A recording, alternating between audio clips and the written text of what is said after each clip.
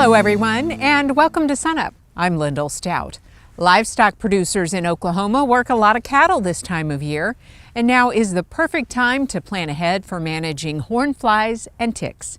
SUNUP's Curtis Hare catches up with our Extension livestock entomologist, Justin Talley.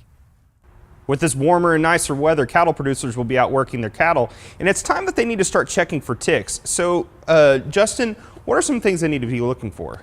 Yeah, right now there's two main ticks that they're concerned with, and one is the ear tick, also known as the Gulf Coast tick. The other is the Lone Star tick, and we have an overlap of both of their seasons. And as they progress and as they work their animals, they need to really look for where these ticks are. The Gulf Coast ticks is fairly easy. It's usually on the ears and either on a calf or on the cow.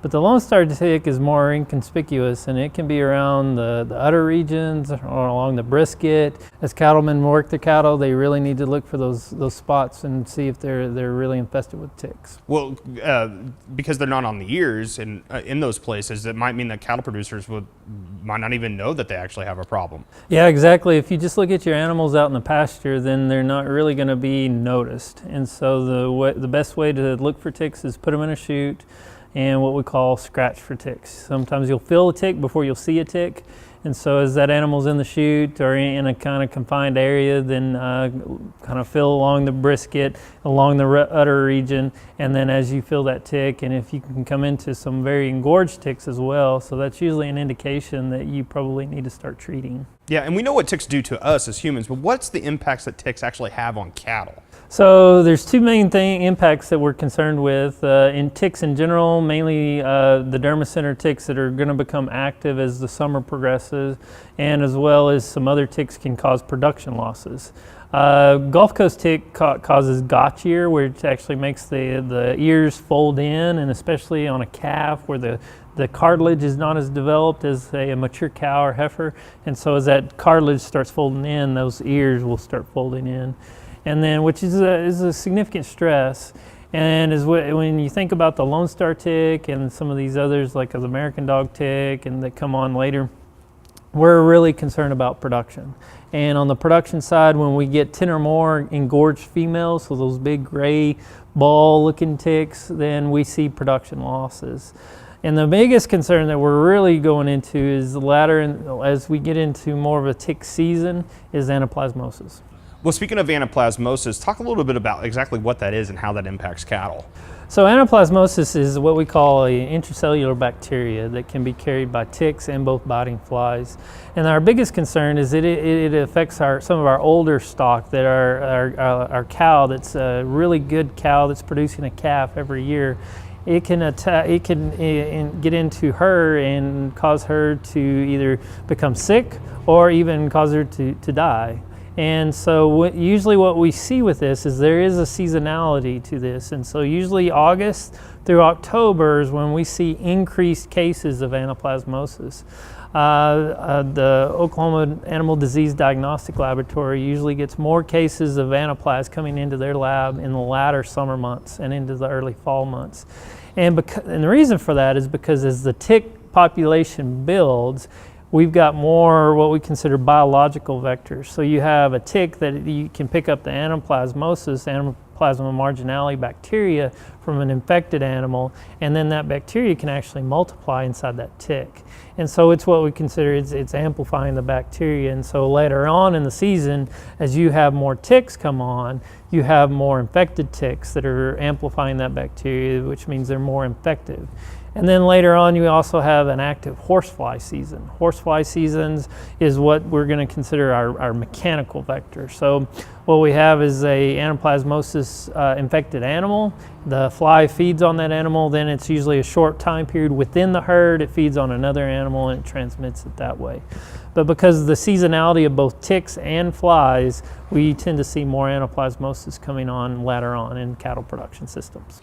So obviously we can pick the ticks off as one form of control, I guess, but what are some other means of control in trying to eliminate this problem? Yeah, there's two ways you can control a tick. One is what we call a systemic product. So that means when you apply it, it's soaked through that animal's skin, and then it's located through the animal's blood. The other way are whole body animal sprays or pour-ons. Pour-ons can be systemic or non-systemic. Pour-ons are in the systemic category, where we consider Avomex, Cydectin, anything that's what we consider in the chemical class of a macrocyclic lactone. Non-systemic pour-ons include pyrethroids, and then some sprays that can include organophosphates. Our biggest issue is when you treat an animal for ticks, you want to get the product where the ticks are, especially if you're not using a non-systemic product. The other balancing act that we need to do with that is if you're using a systemic product, those are also labeled for internal parasites, and so you don't want to overuse those because we could have resistance on the internal parasite side. All right, thanks, Justin. Yep. If you'd like some more information on ticks and hornflies, go to our website, SUNUP.okstate.edu.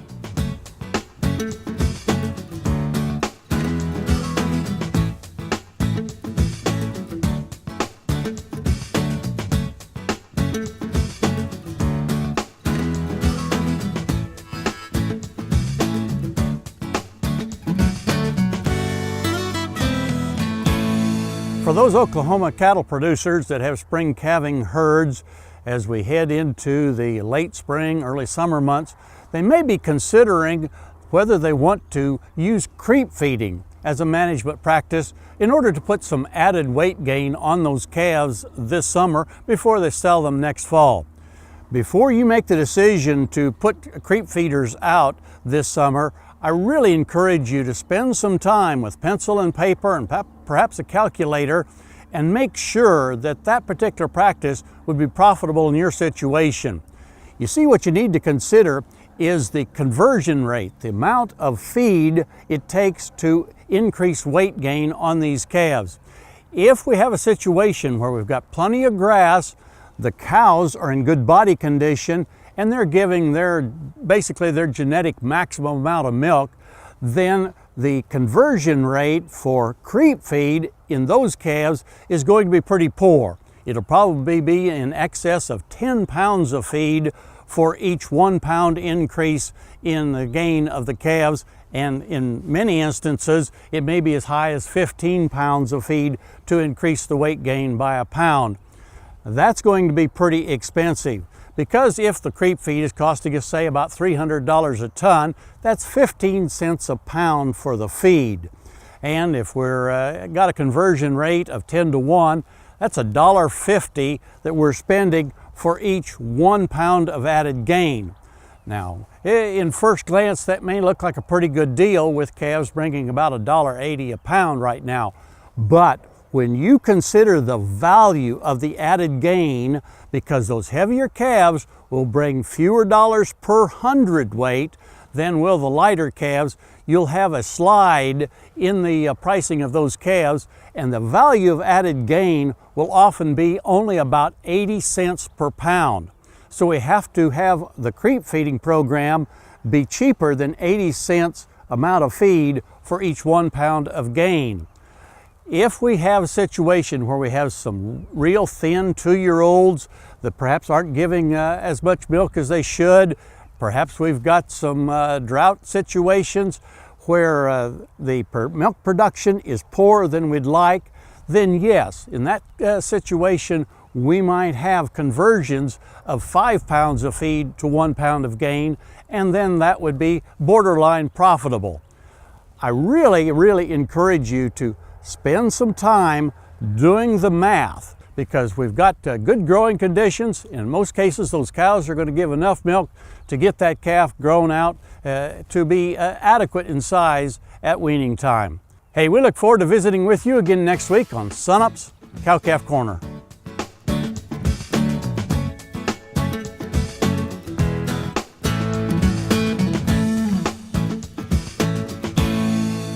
I know many producers, whether it be cattle, sheep, or goat producers, will probably be working their animals before long.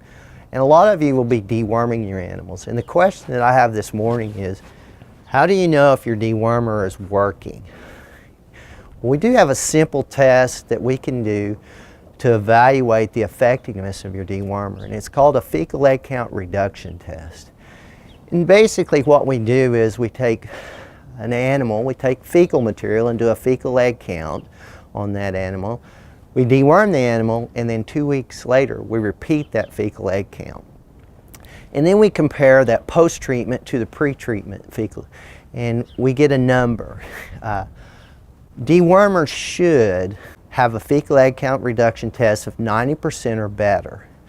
If we have less than 90%, then we consider that we have resistance in those animals, that those worms are resistant to the product you're using. And you need to look at using a different product if that happens. You should contact your veterinarian about doing one of these tests. They're simple and easy to do. If you'd like more information about monitoring the efficiency of your dewormer, just go to SUNUP.okstate.edu.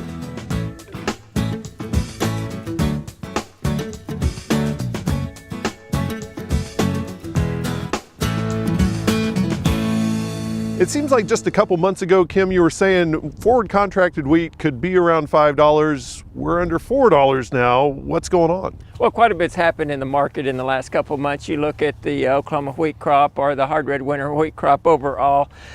We were talking about the key to that price is protein and test weight. And I think the market is concerned about protein now when the projected production is coming in significantly higher than last year. You look at the crop tier, it came in 119 million bushels, 120 million among friends here. That's compared to 70 last year, 70 million bushels. That's a 70 to 75% increase in production. If you look at the average for Oklahoma, it's around 97 million bushels. Southwest Kansas, that crop tier has been going on. It came in at 48 bushels compared to 35 last year. Colorado, 46.5 versus 36 last year.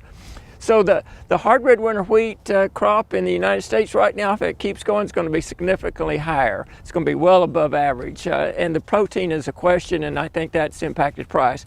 Plus, you look at Russia. You ever heard of Russia? Yeah. We was talking a couple months ago, 2.4 billion, 2.5 billion bushels. They're up to 2.95 billion. Now, I said last week that it could possibly 3.1 the way it's going. It really looks good. So, and then you've got the managed funds in the market. They're record short. One estimate had them about 60,000 contracts short. That's around 300 million bushels. Short in the market right now, and of course that has a big impact on prices. So why are the markets short again, the funds short again? Well, that's a big question because a record short, and I think they see what's going on in the world. I think they're concerned about the export demand, especially if we don't have protein, that prices will stay relatively short. Plus, I read an article this week that said that some large investors and big managed funds were looking at climate change and the impact of climate change. Now, that's not what we're talking about, global warming and that stuff. We know that weather works in cycles, and right now the cycle is for in the Black Sea area for good wheat production. We know if they produce it, they're going to export it. We know that their production costs are significantly less than ours, and they can keep us out of a lot of market, and that has an impact on prices. So if this is indeed cyclical, when was the last time we saw a cycle like this? Well, if you look at how low prices could be, you can go back into the World War I time period. We had a big rally, and then prices were, 10 or 15 years prices were relatively low with producers just hanging on. And you can go back over time and 4 or 5 year periods or 6 year periods for that cycle. So if I had to just guess, and the market is changing right now. We've massive changes in the world wheat market. It's no longer a U.S. market, it's a world wheat market. And so it's hard to say how long these prices will last, but I think they'll last until the weather changes or the production environment changes in the Black Sea area. So it seems like every week Russia comes up somewhere in the discussion. What is the significance of Russia in this latest price? Well, if you look at Russia, like I said, their production costs are significantly less than ours on a bushel. A lot of that is land charges. I read one article that said that with the cheap ruble that they could get in the inputs, the fertilizers and pesticides and such, less expensive or at a lower price than we get them. When you look at the value of the dollar versus the ruble, you've got that. And Russia, their policy, government policy is now is to get these agricultural products out on the export market to bring in those dollars, because with the relatively low oil prices, they need that currency for trade. So there was some news about Russia selling a lot of wheat to China. It seems like a lot of the Russian and wheat from that area right there has been going to Egypt. How does that move to China impact prices? Well, I read that headline. A record amount of wheat and corn exported to China this year. It was 2.2 million bushels to China. That's a record amount. That's sensationalism. But if you just, I read it early morning. I wasn't able to get back to the article. I said, what's going on here? They've got a significantly higher transportation cost into China than we do. How can they compete? Well, they can't compete with us in China. But China wanted to bring in a cargo of Russian wheat just to show they could. Mexico brought in a cargo of Russian wheat this last year just to show us they could. Now, is it price-wise or smart to do that economically? No, but it's there, and they want to show us that, hey, there are other sources. But the question is, are they over time willing to pay the bucks for it? I don't think so. You're famous for your third, a third, and a third. Does that hold true for marketing the 2019 crop as well? I think, as you look at it right now, I think so. If you look at the Russian crop, the Ukraine crop, the Black Sea crop, the other crops aren't going to come in until the August, September, October, November time period, when you get down to South America. So you don't know what's going to happen. I mean, Russia may be looking at a 3 billion bushel crop right now, but by the time they get to harvested it in late July, it can just really go bad fast. We've experienced it here. They can experience it there. And if you go back to 2010, remember we got a $5.70 price increase from August 1 to mid-February. And the reason is because unexpected reduced production in the Black Sea area. What's the odds that this is the floor for the price right now?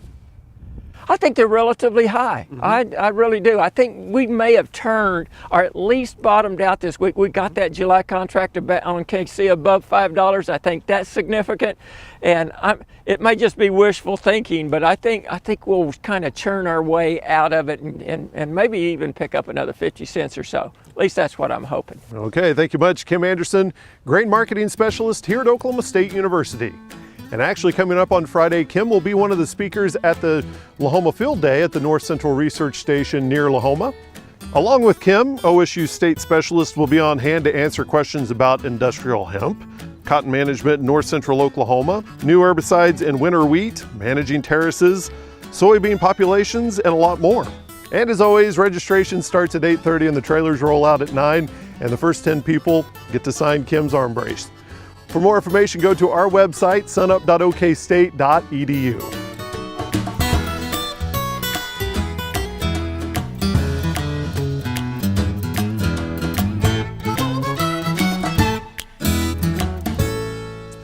One of the common questions that comes up when referring to soil tests is how different labs report the analysis. If you send a sample to Oklahoma State University Soil Water Forage Analytical Laboratory, you're going to get reports in terms of pounds per acre for nitrate, calcium, and magnesium, and you're going to get in terms of soil test phosphorus and ppm for things like phosphorus and potassium. One of the most common questions we get when looking at soil test reports is how do we tell the difference from one lab to another? If you send a soil sample to Oklahoma State University Soil Water Forage Analytical Laboratory, your output's going to present in terms of nitrogen, calcium, and magnesium as pounds per acre. For phosphorus and potassium, you're going to get two values. One will be soil test index, and the other will be ppm. If you're to send your sample elsewhere, for like Ward Lab or Servitec, you're going to get all results in ppm. They're really, if you use the same analytical procedures such as Malik 3, they're the same answer. We just have to look at the conversions. So we're going to go through quickly how to convert ppm to soil test index or vice versa. One thing that first takes an understanding is that we look at a sample of soil, especially at OSU, the recommended sampling depth of 0 to 6 inches. So 0 to 6, also referred to as the acre furrow slice, has approximately 2 million pounds of soil. So in 6 inches, there's 2 million pounds of soil. When a lab runs a soil test and they're running an extraction, looking at how much phosphorus, how much nitrogen, potassium is in the soil unit, all these labs actually get results in terms of ppm, or parts per million. So the easy conversion when you have a 0 to 6 inch sample, if you have 10 parts per million, you have 2 million pounds of soil. So in a 0 to 6 inch sample, you'll have 20 pounds per acre. And so you'll look at your OSU soil test report and see that you have a soil test phosphorus of 5 ppm. That means you have an STP, soil test phosphorus index, of 10. Or if it was nitrate, you'd have 10 ppm, you have 20 pounds. Now this is where we have to start being very careful when we start looking at the reports. So if you get nitrate from another lab, say Ward Lab, and it presents you have 10 ppm in NO3, soil sampling depth becomes very important. Multiple consultants may use a different depth. So depth in this case really does matter. I look at some quick conversions. So in a 0 to 6 inch sample, you multiply by 2. That means 3, 9, and 12.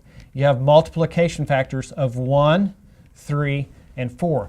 So if your consultant has pulled a 0 to 9 inch sample and you have 10 ppm nitrate, that means you have 30 pounds of residual nitrate. If it's 0 to 6, that means you have 20 pounds of residual nitrate. Just being off a little bit can really impact you. So this 10 ppm from a 0 to 8, if you interpret it as a 0 to 6 inch sample, it would tell you had 20 pounds. But in actuality, a 0 to 8 inch sample, you would have 26.7 pounds. If it was a 0 to 4 inch sample, you would actually have 13.3 pounds of nitrate. This goes back to the importance of understanding your sampling depth and why that matters when it comes to making nitrogen and sulfur recommendations, and understanding soil test phosphorus and soil test potassium index when OSU presents both the index and ppm. It's actually just a factor trying to take into account for how much soil there is and giving you an idea of how many available pounds of phosphorus and potassium there is in the soil. For more information on this, check out the SUNUP website at SUNUP.okstate.edu.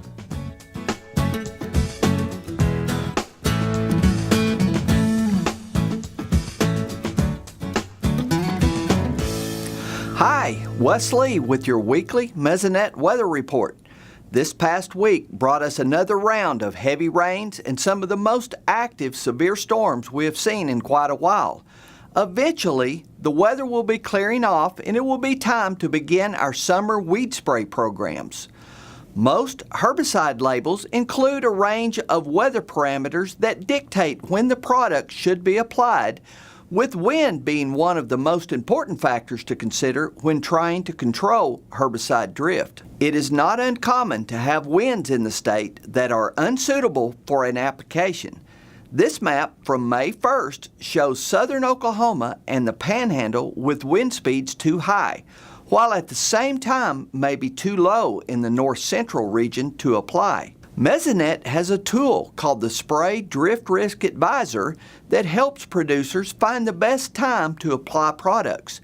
Here for Pauls Valley, I have entered variables for temperature, humidity, and wind speeds. You can also select wind directions to avoid. Clicking the Get Data tab gives you an hourly forecast for up to 84 hours. The red and green colors tell you if you're within your entered weather variable ranges. This is only a forecast tool, and you should always check your local current conditions before spraying.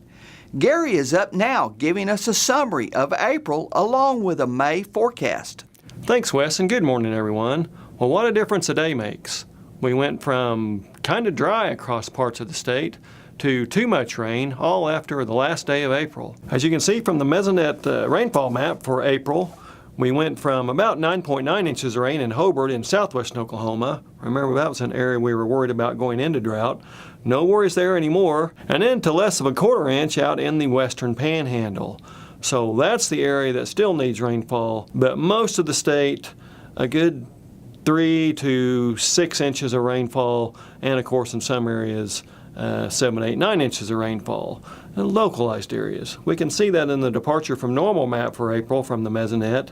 Again, that bullseye down on Hobart in southwestern Oklahoma, 7.3 inches above normal, but most of the state was at least about an inch to 3 inches above normal. And again, the panhandle, a little bit of north central Oklahoma, from a ½ inch to more than an inch below normal. Again, those are areas that still need a little bit of rainfall, but the 22nd wettest April on record for the state of Oklahoma since records began in 1895 sure did the trick on worrying about drought for a while. Now let's take a look at the outlooks from the Climate Prediction Center for May. We see for temperature, increased odds of below normal temperatures across the western half of the state, and for rainfall for May, Climate Prediction Center sees greatly increased odds of above normal rainfall down across southeastern Oklahoma, and then increased odds for above normal precipitation across the rest of the state.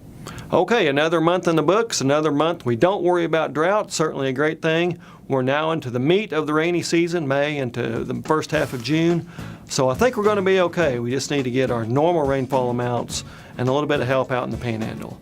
That's it for this time. We'll see you next time on the Mesonet Weather Report. That'll do it for us this week. Remember, you can find us anytime on our website, SUNUP.okstate.edu, and also follow us on YouTube and social media. I'm Lyndall Stout. Have a great week, everyone, and remember, Oklahoma agriculture starts at sunup.